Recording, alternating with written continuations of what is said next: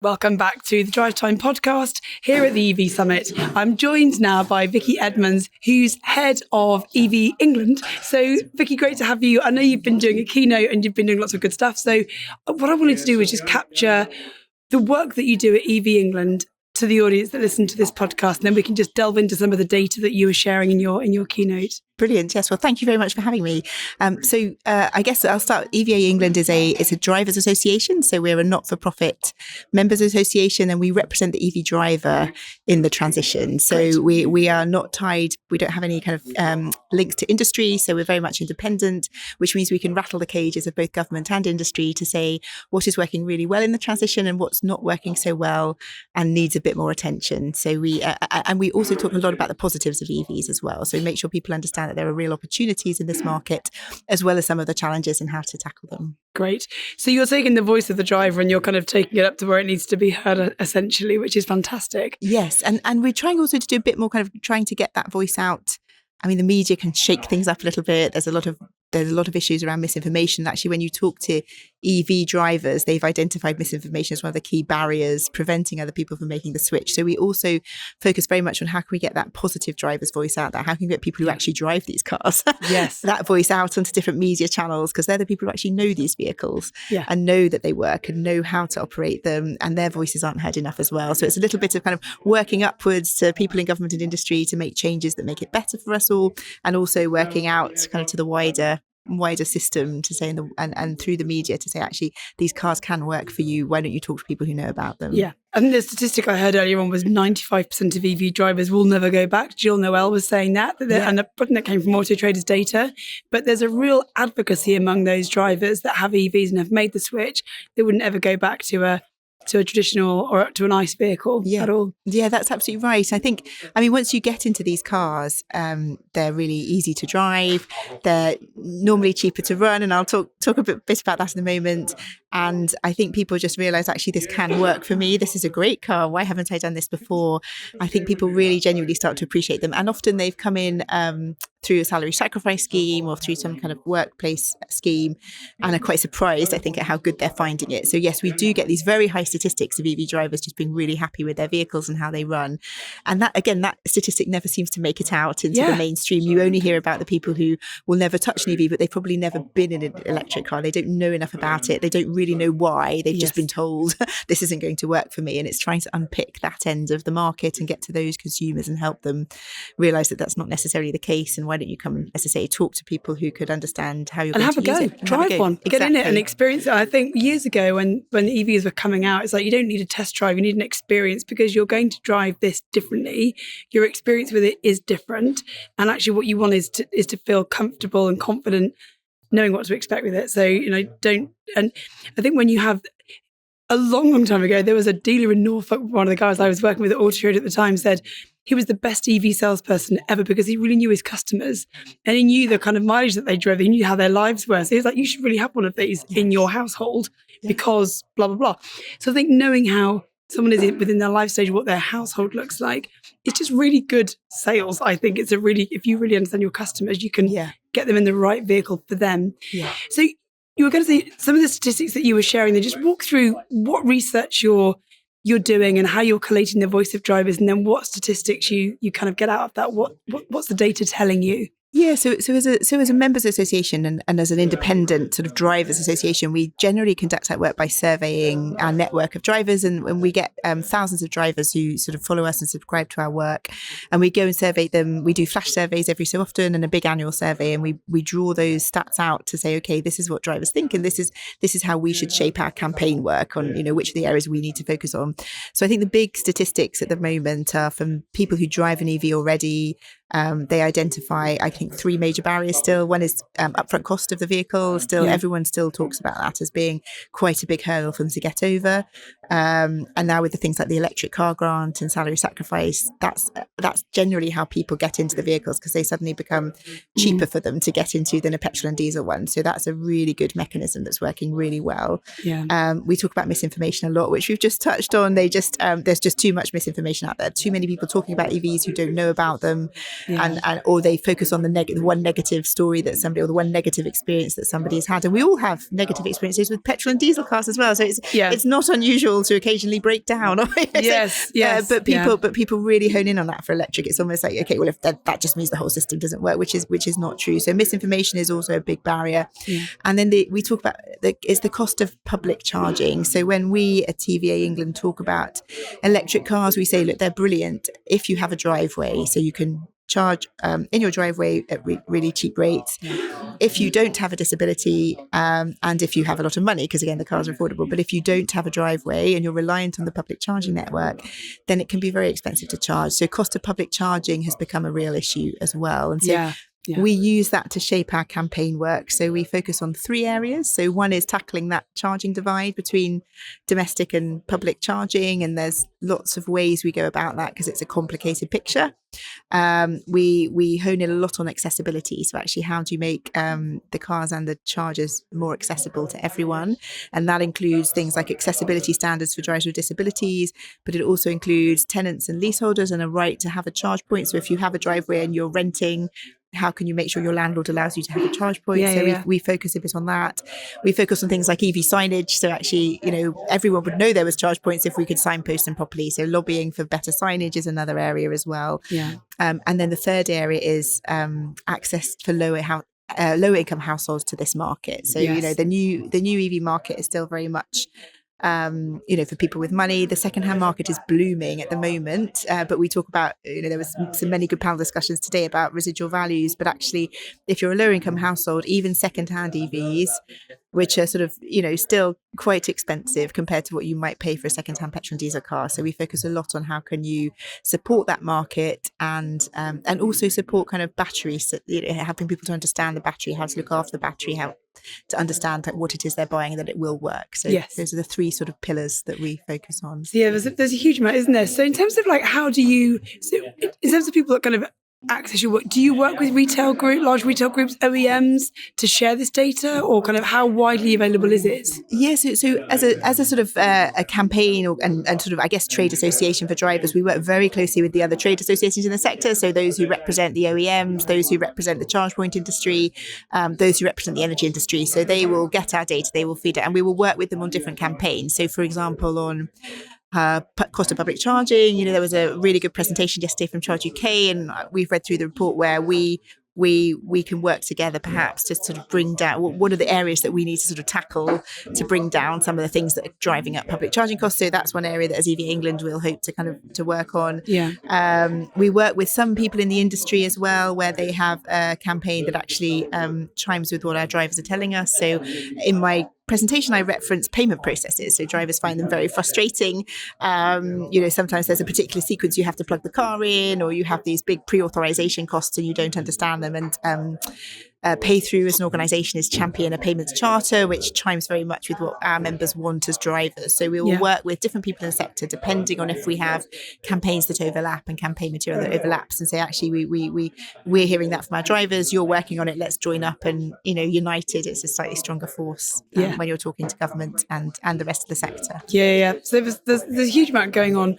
So what would be really great is, we can do a deeper dive into the podcast, and we can also, do you make this data available? How can retailers find out what's going on within their driver's charge and the work that you're doing? So it'd be really good to kind of make that available. Can we help people find it, signpost it? Yeah, so we have a website, which is evaengland. I think it's .org.uk, but if you type EVA England into a search bar, it'll come up. Yes, you'll find it. And all of our work is published on there. So, we publish all our reports on there, including the survey output. So when we've gone through the survey data, then we usually put a big public report out, and it goes out to the press and it goes up on our website so that people can access it and they can use the data. So we have people quoting our data, which, it's public domain at that point. So that's how to access our work. Always very happy for people to email in. So we have contact details on the website if they have a question about what we do and they want to collaborate on a piece of work or talk to us about a particular thing. So most of it funnels through the website. It's a good source of information on what we do and how to get in touch with us. So that's where I direct people to initially. And similarly, if we respond to government consultations, we often put a report out summarising our response that it's already out and nobody has to FOI it like they do other people's, but ours is very public because it's a driver's view. This is the driver's view. This is what we need to see. So. Brilliant. And how often do you run the survey, Vicky? So we do a big one annually, so over the summer. So this year's has just closed. And then we do flash surveys through the year on particular issues as they crop up, because often government consultations will crop up and we don't have the data we need. So we'll do another flash survey. So we'll probably do a flash survey in sort of January, February time as we run into kind of the next budget, just to check in on how drivers are feeling. We've got some ideas in the pipeline for surveys around misinformation, some slightly deeper dives into that. Last year we did a survey on cable weights, which was very popular because I think lots of EV drivers struggle with cable weights, even if they don't have a disability. They're chunky on the high-powered chargers, but that was designed because of the work that we do with the government on an accessibility standard and cable weights being the really difficult issue around that. And they just didn't have enough drivers data. So as a drivers organisation, we can go out and try to mine into get a bit more information on cable weights. So depending on what crops up, we do flash surveys. And then the big one wraps everything together. The big summer survey wraps it all together and makes sure we have a good picture about how everyone is feeling on an annual basis. It'd be great. Well, when the survey's available, I'd love to kind of have a revisit of this with you, and then we can do a podcast in the studio where we kind of delve more deeply into that, because I think the more information we can get out to our retail network, OEMs, lenders that are working with us, who are also kind of at the cutting edge, they're working with consumers all of the time and they're trying to help them into their next vehicle. I think having as much information or knowing where to get it is really helpful. And the podcast is a really good way of kind of like chunking it down into bite-sized pieces, so you get to know what's important for drivers, and we can then pull out the kind of key headlines that we need the retailers to be thinking about. So Vicky Edmonds, thank you so much for joining us on the podcast, and it was really great to hear your keynote earlier on, and we'll look forward to having you back for a bigger episode. Brilliant. Thank you. I'm joined by Steve Gardner from Petalite, who's the CEO. Now, we're a global auto tech podcast, but actually technology also requires hardware, and that's what you do. So, Steve, thank you for joining me on the podcast. I really appreciate it. So listen, just talk a little bit about, I did some research when I saw you on the speaker list, because I wanted to bring a breadth of experts onto the podcast just to educate our audience a little bit about innovation that's going on in this space. Now, just talk a bit about what you do at Petalite, because it's interesting, and I want to share that. Yeah, I mean, Petalite's been going about 11 years, but really, I guess for the first 8 years, it was more of an academic exercise. So there's a group of guys and girls who spun out of Aston University and developed this solution called SDC, sinusoidal direct current, which is basically a simpler way of combining 3 AC waves into a DC wave. Okay. So the previous management, or the previous guys, were looking for a way to apply the technology. And we've basically decided the right thing to do is to apply that now to battery electric vehicles. However, the technology has the ability to be applied to aerospace, to marine, to buildings, to all manner of other things. It's a different solution to many other solutions out there. Now, and not all of them, but a lot of other companies use something called full bridge. And full bridge essentially, and I don't want to oversimplify this, but full bridge is not dissimilar to the way that you charge this. Okay. And it's not really capable of being scaled to something as big as a car battery. So not a 12-volt battery, but obviously the battery that drives the drivetrain of the car. Our solution, our solution is modular, it's scalable, and it addresses some of the issues about reliability that exist in the industry today. So, I think, and we talked about this at the summit today, that the things that deter people from joining the EV journey, one is about the vehicles, and there ain't a lot I can do about the vehicles, but I think that's coming. Mm-hmm. Cars are getting better, cars are getting cheaper, cars are getting more reliable. Yeah. The second point then is about the charging hardware network. And I think it's about two things. One is ubiquity, and we're addressing that. The industry's addressing that. We've gone in the last 3 years from about 29,000 public chargers to now 85,000. Yeah. But we know by the end of the decade or early part of the 2030s, that 85,000 needs to be over 300,000. So when we've got that, then I think there'll be much more confidence about the ubiquity and availability of the network. So that's point one. The second point then is about the reliability of the network. And what really, really we know from our research upsets customers greatly is when you turn up at a charging station and it isn't working. And a number of chargers isn't working. Yeah. And we have a modular solution. So we have these individual power cores.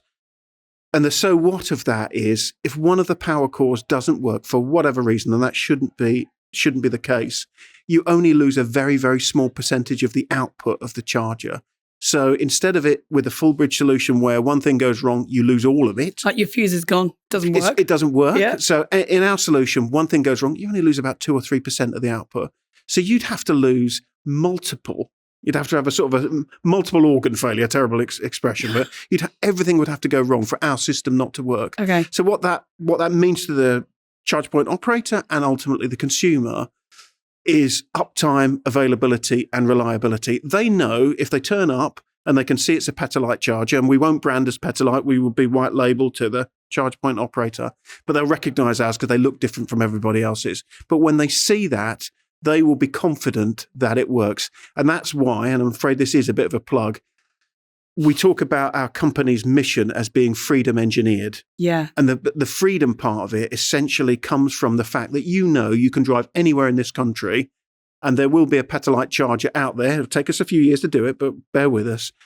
But when you turn up and there's a Petalite charger there, you know it's going to work, you know it's going to be quick, you know it's going to be reliable. And that then gives you the confidence to say, hey, I'm going to buy an EV in the first place because I know it's going to work the way that the petrol charging, or the gas station, usually the American expression, works.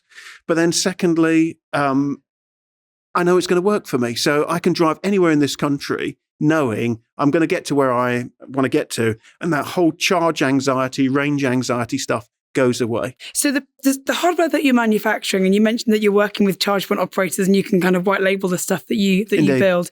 So and again, excuse my ignorance because this is a new topic for me, right. But how do we, because I know we heard from other speakers earlier on talking about HGV charging and how you can, you mentioned before we actually pressed the record button, sure. the different kind of types of charge and how you access kilowatt, 50 kilowatt up to 2.1 right. megawatt.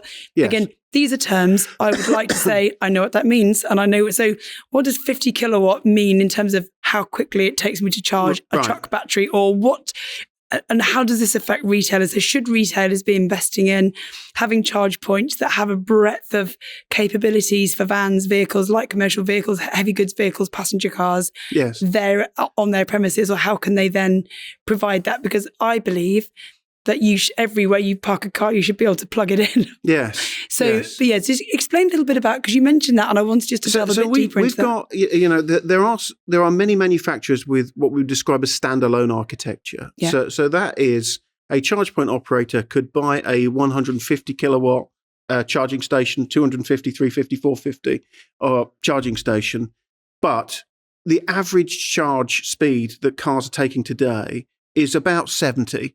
So what is not being used, so let's take an example of a 150 kilowatt station. Yeah. You've got somebody pulls up in a car, they think they're going to get 150 kilowatt, and therefore I'm going to be in and out of here in 20, 25 minutes. The dirty little secret in the industry is actually, and by the way, what governs this is the car, not the charging station, so that we're clear. The car can only draw 70. So the other, in this case, 80 kilowatt is stuck in this monolith and doesn't go anywhere. So what that means is the charge point operators has bought this wonderful piece of equipment, but they're only using half of it, and the rest of it goes to us. Where we're different is we have a centralized system that then feeds satellite charge posts, and you can use the power that's not being drawn from one charge post to an adjacent charge post or to another adjacent charge post, up to 18 charge posts. And that is unique. There are other people that have a limited charge point distribution architecture, but it is very, very limited. So because they use a massive technology. Extension cable, you can plug in more than one appliance. So what? And because actually within the system, the charging post is a relative. None of this is cheap, of course, because these are high-end electronics. Yeah. But for the charge point operator who's investing in the equipment, the charge points, the actual charge post is a relatively cheap part of it. So what that means is if they buy a site and they put our equipment in, they can put in multiple charge posts, and therefore anyone turning up at the site is guaranteed to be able to find one. Yes. And is guaranteed to be able to get the charge that their car will can take. capably draw. Yeah. And I think also, I mean, to be fair, we are at, we're at an inflection point in the industry anyway. And I frequently use mobile phones as a comparator. I'm old enough to remember when a cell phone was a brick in your car. Yeah, Same. you're younger than me, so don't But lie. not that much. But to now, we all know the cliche that the modern iPhone has more computing power than Apollo 13. Crazy, right? crazy. I know. Or Apollo 11. So we know that, and we're on that journey. I'm not saying we're at the sort of Nokia stage or whatever, or the BlackBerry stage on the way to that. But I think two things are going to change massively in this industry. Number one is battery technology. So basically the battery technology, the lithium-ion battery technology that's in all BEVs today, we are a very few years away from, and I'm not responsible for this, so I can't give you a specific date, but it's in less than 5 years.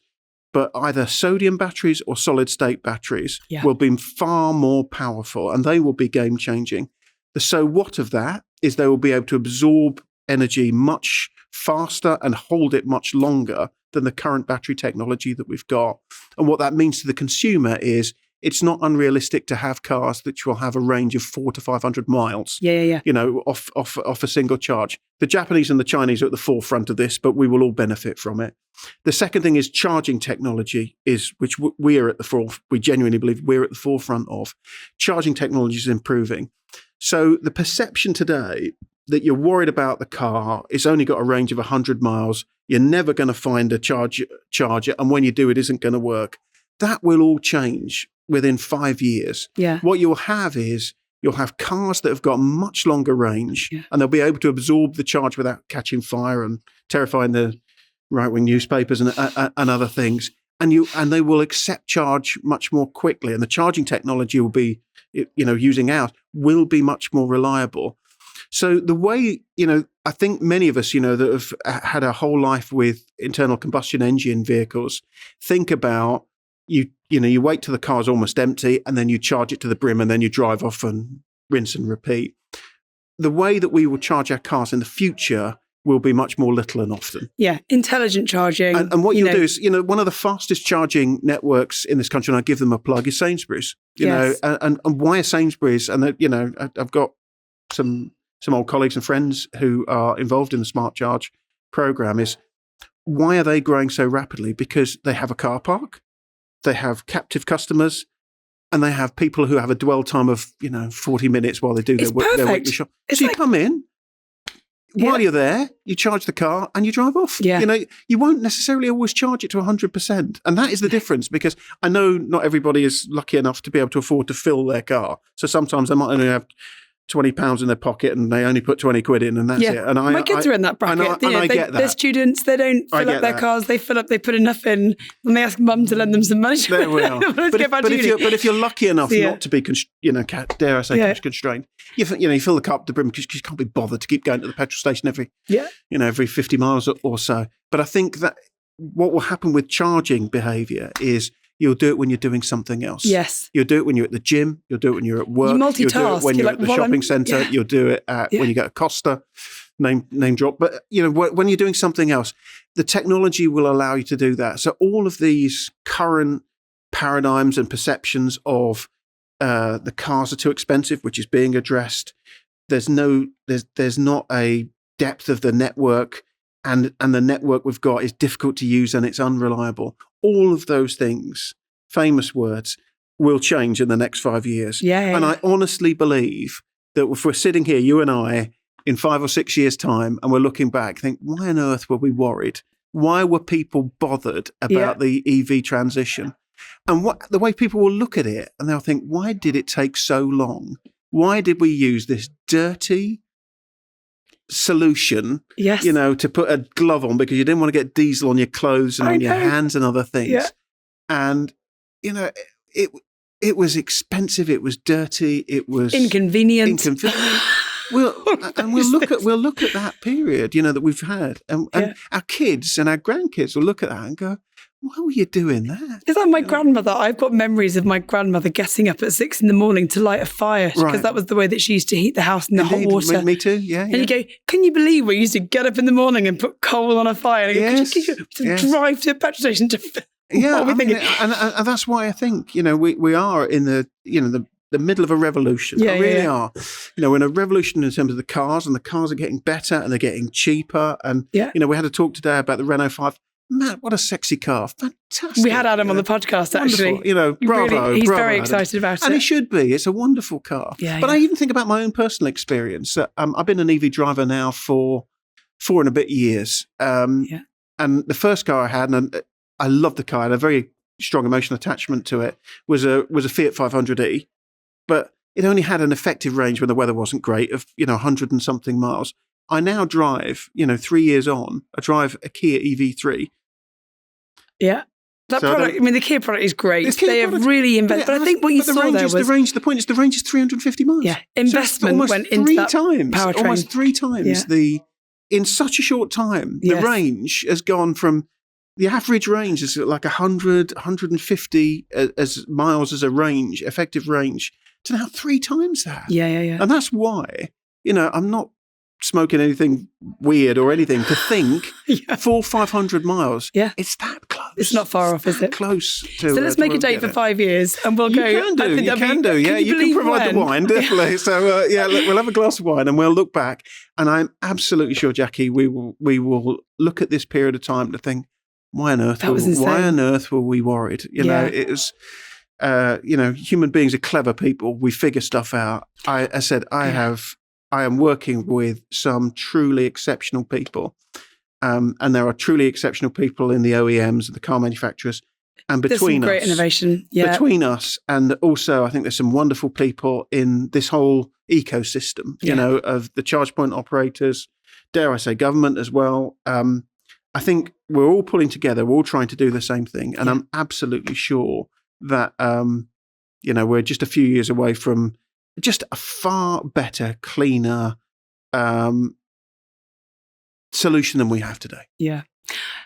Steve, thank you so much. It's been a real pleasure, and your energy is infectious. And I try my best. It's been a real pleasure speaking to you. So thank you so much. And your Freedom engineers, I think you've got a great team of Avengers assembled there to. We are, yes, onwards and upwards, yes, to infinity and beyond. Absolutely. Yes, there we go. I'm joined by an amazing Erin Baker, who is the editorial director for AutoTrader. Also, you write for Vogue. You are an you're a leading journalist, voice of women drivers. You have Women in the Driving Seat podcast. You're now doing an EV thing. You're doing lots. I do. So, yes, I am hosting She's Electric, which is probably apposite for this. Very good. And World Car of the Year judge and other things. World Car of the Year judge. Yes, but I'm not a jazz singer like you, as you've just discovered. Anyway. So welcome to the EV Summit. Welcome to the podcast. And I think you're speaking on a panel later, but also you represent the voice of the consumer. And I love, whenever I read your columns, you call out, the shit behaviour that we often see in automotive. Like, do not drape women over your cars. We don't want to see that. Thank you very much. But I love that you do call out those things. But I think also you represent women drivers. There's the missing 49% that we need to now try and make sure we represent when they walk into showrooms. So just talk about what you're going to be talking about today and what you're hopefully here to discover.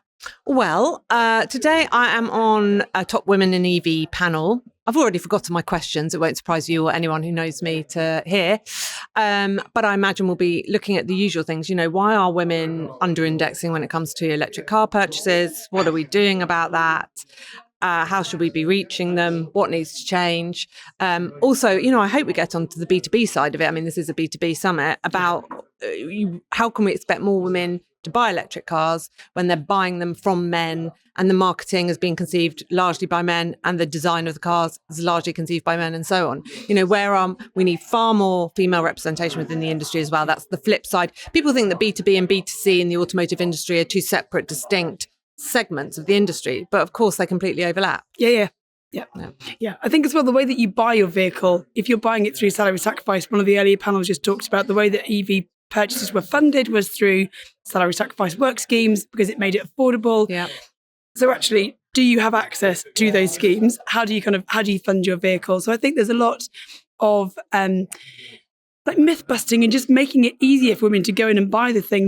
Remember when you did some research at AutoTrader a couple of years ago that you shared about what gets in the way of women buying and how do we start to shift the narrative around that? Yeah, that was our No Driver Left Behind report. And I don't think really the data, the report's a couple of years old, but I don't think the data has moved on terribly much, sadly.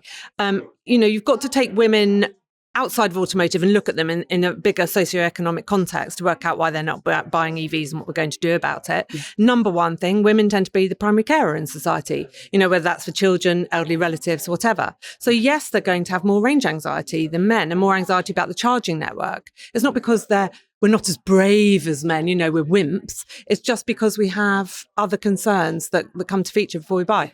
Also, I was looking at some really fresh data actually about women, and when they're buying their next car, they are really concerned about finances and budget and getting the best value for money. And I think there is still this great worry about the price of electric cars, and they don't offer value for money, or they're intrinsically more expensive. So we need to get that messaging out about used EVs, and most of us buy used, about 3-year-old EVs being really at price parity right now with petrol. Yeah. So there are some fundamental concerns that women have that men don't necessarily have that we need to address, and we need to address them in a different way. Because I was on a panel last night in the city, and it raised a bit of a laugh because I said, for God's sake, women don't want to watch car reviews on YouTube. And, this room full of women kind of burst out laughing and went, yeah, what a ridiculous idea. Why on earth would we want to do that? Yeah. We didn't want Top Gear first time round. We're certainly not going to go on YouTube in our spare time to pull up a video of a car oversteering.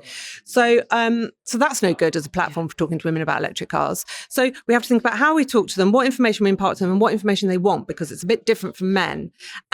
And then get out to them. And I think, this kind of all this head scratching in the industry around, we just need more public information campaigns. How are we going to debunk all these myths? How are we going to get it across to consumers? Well, we know the answer. Marketing and PR. It's just that brands don't want to spend the money. They're hoping that somebody, i.e. preferably the government, is going to pick up and run with a big free public information campaign that they'll fund. Yeah. I read that it was really, when you talk about that, the women are primarily the carers. And I'm sure you've read Invisible Women, but there was a brilliant chapter in there about how Sweden, they looked at the urban routes and things like public transport, also snow clearing, weirdly. So the snow clearing was, the majority of blokes are commuting from their home to their work. The majority of women will drop the kids off or pick up something or whatever and then go to work. So they have different journeys. Yes. And they cleared this. What they did was they flipped it around. Rather than just clearing the major routes, they cleared the urban sort of the areas, inner cities where people were traveling, and where you suburban routes. And they found there were less accidents. Women weren't falling as much. There weren't as many accidents. And actually, blokes still got to work on time. Yeah. But it reduced the cost of accident, injury, and all of the other things that hadn't really been considered just by looking at how you collect the data. Yeah, there was a really great insight from Beth Morley at Cenex, who said that women also tend to be more likely than men to be in social housing. And most social housing doesn't have swanky, fast home charging points. So again, it's another area in which women are naturally disadvantaged. And why the hell would they go electric? Yeah. So there is, I suppose there's a mix of they not thinking that someone should just do all the stuff and educate them, when we've got a whole retail network. And the whole point of the podcast really was, how can we bring this information to the retail network to sort of shine the light on, here's the duty of care that you have. You're all going to be targeted with selling EVs anyway, and you're missing half of your audience. Yeah. So the upside is you get it right. You sell more vehicles to that audience. 100%. And also we know women there's no brand loyalty, very little brand loyalty with EV anyway. And women particularly are not brand loyal. So there's a great conquest opportunity there, if retailers get out. I have to say, retailers traditionally, I think, have got a really bad rap around the female question, because women have always said, that's where it falls down, the whole buying experience. You go into a retail, you get mansplained to, it's sexist, or you get patronized, or you get ignored. Yeah. But actually, so I kind of had that really negative perception around retailers as well. My background was entirely with OEMs. But over the past however many years I've been at AutoTrader, talking to more and more independent and franchise dealing network groups, I've come to understand that, actually retailers want to change things are able to change things a lot more quickly than OEMs are, because they're more nimble. They're based in the UK. They're not part of some massive, global brand where they can't affect change. Yeah. And actually, in a lot of cases, retailers have kind of handed me some above the line marketing campaign that they've had dumped on them by an OEM, featuring some guy, behind the steering wheel of a sports car, and said, well, what can we do with this? We've just been saddled with this stuff. So actually, I'm more and more on the side of the retailer and thinking a lot of them are doing their best. Yeah. I think, I've had a great retail experience. I currently drive a hybrid, but actually the next one will be probably a full EV. Now I have home charging and it's no problem. I challenge myself every night to never ever have to fill up. So I plug it in every night. So most of my miles are local. Yeah. I do the station and back, and I don't want to sit in a car for hours. Driving here was a chore. If I can take the train, I do. I can work on a train. Actually, it's better for me. I think one of the keys, actually, I was at Parliament last week talking at the BVRLA's launch of Bonvoy Charge, their destination charging campaign with that dreadful name, but it's a good campaign. And the whole issue of destination charging, I think, is something that would really benefit women. Yes. More charging points at supermarkets, cinemas, hotels, and so on. Take the strain off the public charging network and that worry for consumers that that's what they're going to have to use. Yeah. I think everywhere you go, you're there for an hour. You can charge up to 80% at least. You can do it if you're at the gym for an hour, if you're at the supermarket for an hour. I don't know, Erin, why supermarkets aren't all fully plugged in, because it would really drive my loyalty to a supermarket. Don't give me cheaper fuel, give me cheaper charging. I think that would be a great campaign. Bonvoy Charge is a really cheesy name, but it's one of those things you go, but you remember it. It's so bad. And it is a great campaign.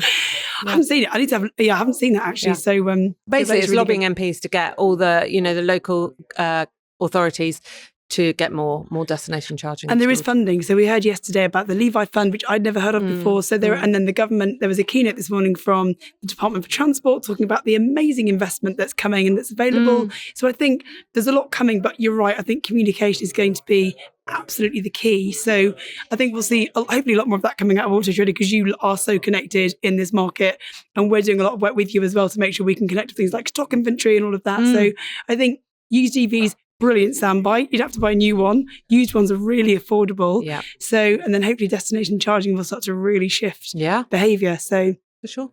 Brilliant. Erin, thank you so much for joining me. Thank you. And we need to do it. I'll try and get a gig sorted out so you can come along. Yeah, come on. I'm joined to wrap up the event with Amy Jane Marsden, who is the Managing Director of ProTech, MOT and Automotive Academy. So the last time we met, Amy, you were in the kind of shortlist for the Woman of the Year award. So we sat next to each other and had a really great time. And I was lucky enough to interview you there. But welcome onto my podcast. Thank you. It's lovely to be here. Really, really pleased to be here. So you just delivered a brilliant keynote to a really curious audience of people about the skill gap in EV technicians and the work that you're doing there. So if you just talk a little bit about the work that you do at ProTech, and then we can just delve into it a bit more. Yeah, so we are an automotive specialist training provider in the Midlands. We work internationally as well. We train MOT testers, emergency responders and technicians across a wide range of electric vehicle subjects. We've been doing it now coming up for nearly 10 years. So quite a while, and technology has evolved over that time. But one of the most important things that we're noticing is actually the skills gap is starting to increase. And that is in part because of investment, but also a lot of fear around electric vehicle technology. And there's no reason for the fear to be there. But the right training, any technician can work with electric vehicles and should be proud to do so as well. Well, they're going to have to, aren't they? I mean, really, it's like there's more stock coming through. You don't want to have vehicles queuing up outside.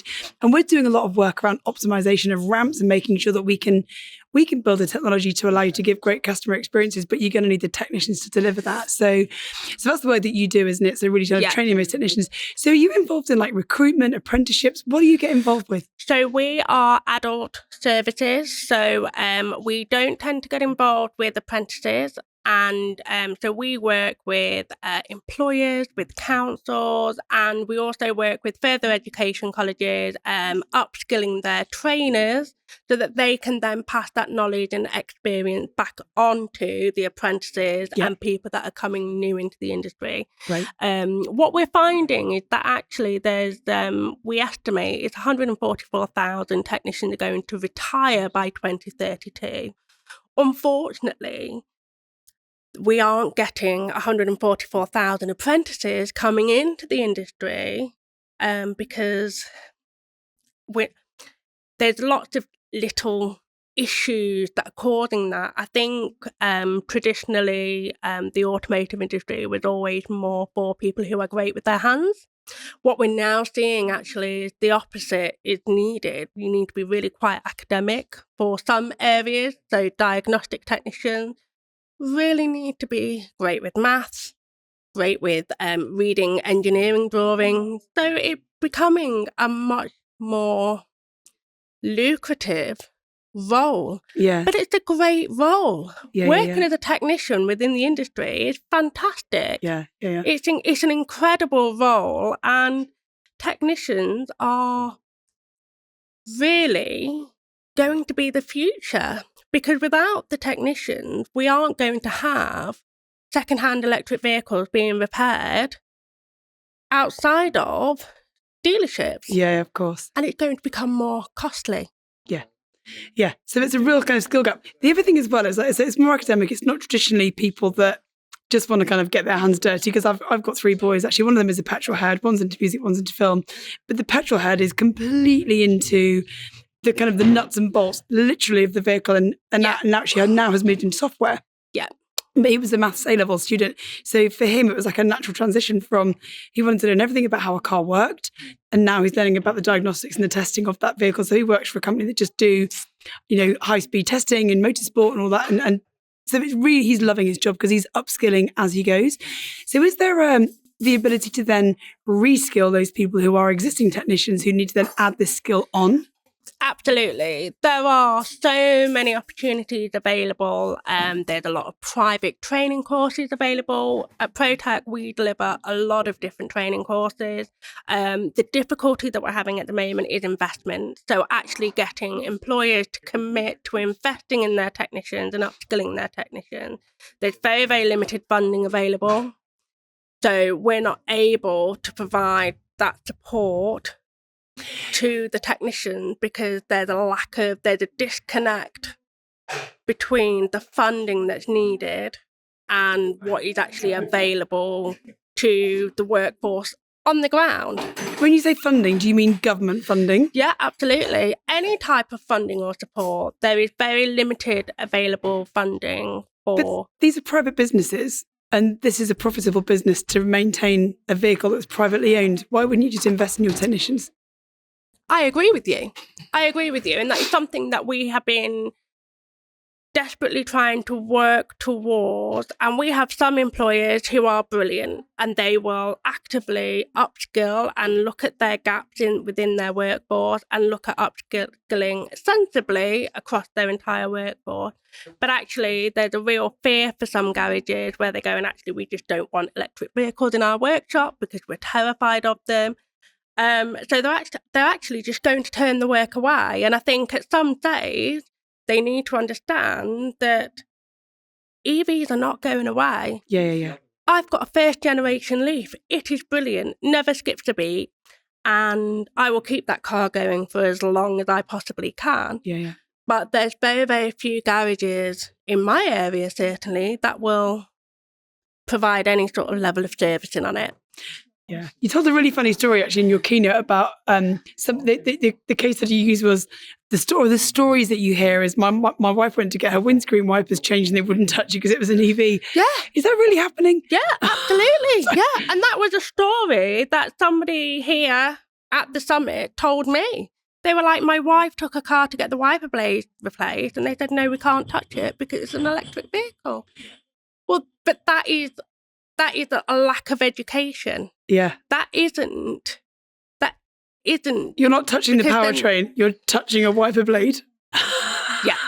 Okay. Yeah, but it's that misconception. It's Yeah. the lack of understanding. It's the lack of knowledge. And one of the reasons the IMI introduced the tech-safe register was to really present a similar concept to the gas safe.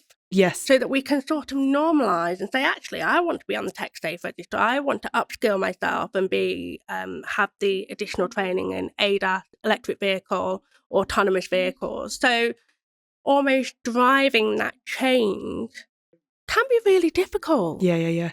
But you think actually if the IMI is supporting it, that's great. I love, because you talked about tech safe being like a gas safe. You wouldn't let somebody who wasn't qualified. You gave a great story about would you feel confident? And just tell me that, just repeat that story. Yeah, so when you have your boiler serviced, you don't say to the boiler man, are you confident? You say, are you gas safe registered? Because if they're not, are you qualified? They're not going anywhere near your boiler. No. That's what we should be doing with our electric vehicles. If are you on the tech safe register? Yes, great. That means we know that you're current, you're safe, and you're competent to work on that vehicle. Yeah. If they say no, but also they're safe to work with. You talk about isolating the high voltage power unit. So it's understanding things like there is a process that you follow, which means you can work on that vehicle safely before you then plug it back in again. So, absolutely. So it's about having the right PPE. It's about having the right tooling, to making sure there's insulated tools within your workshop. It's about having the right gloves. It's about having the right safety equipment available to you.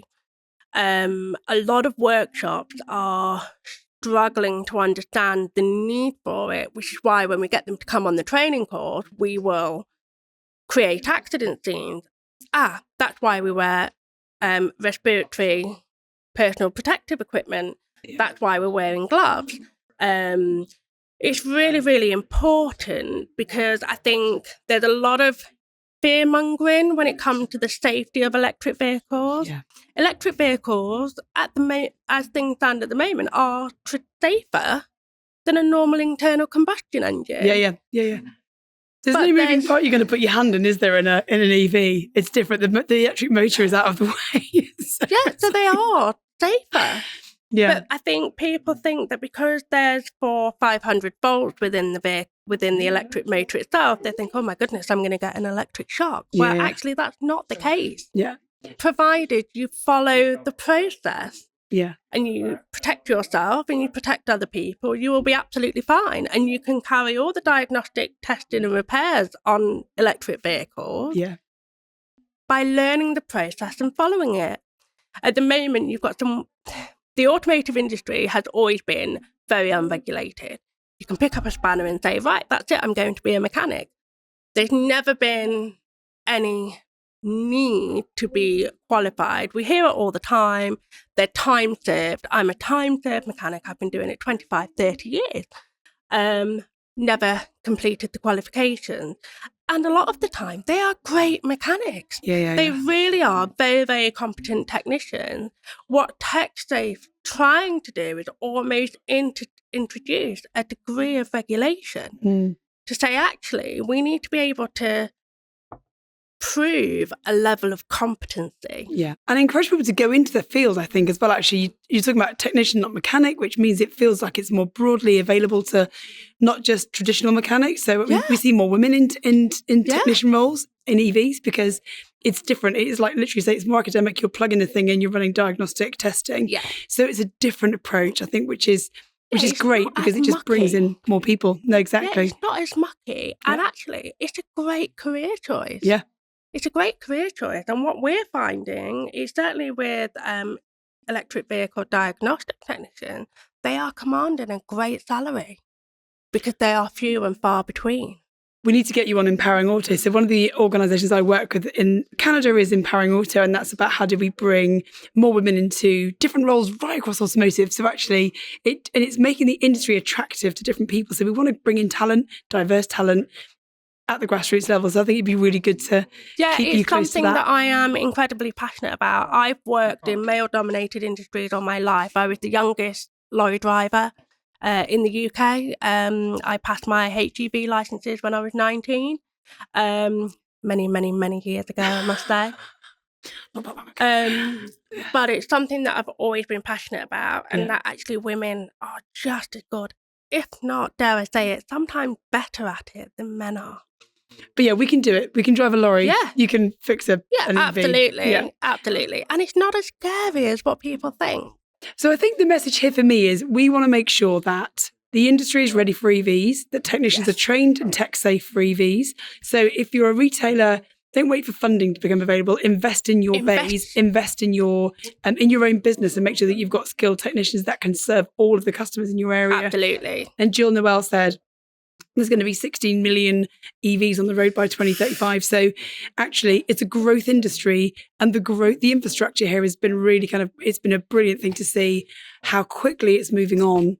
What's fascinating is there were just over 14 million MOT tests last year. 3 years ago, there was 35 million MOTs. Yeah. So we're seeing an increase year on year of EVs, MOTs of EVs. MOTs altogether. Right. So now, as we see an increase in the car park towards electric vehicles, it's not going away, and nor should it. The EV revolution is coming, and I'm really looking forward to seeing it. That would be great. Amy, thank you so much for joining us on the podcast, and your keynote was brilliant, and it got some real kind of chuckles in the room. So well done on that, and congratulations on the work you're doing with ProTech, and I can't wait to hear what's coming next. But I think it'd be great to get more retailers just to kind of plug into what you're doing. And we'll make sure we tag your site. Yeah, so if brilliant. people do want to access training, then they know where to come. Yeah, absolutely, definitely. All right. Thank you. Thanks for staying with us for part 4. That was an amazing day. In fact, that was an amazing 2 days at the EV Summit. Thank you again to all of those guests who came to spend time with us at the show, sharing their expertise and knowledge. We hope you enjoyed that special series of On the Road. Stay tuned because we're going to Montreal next.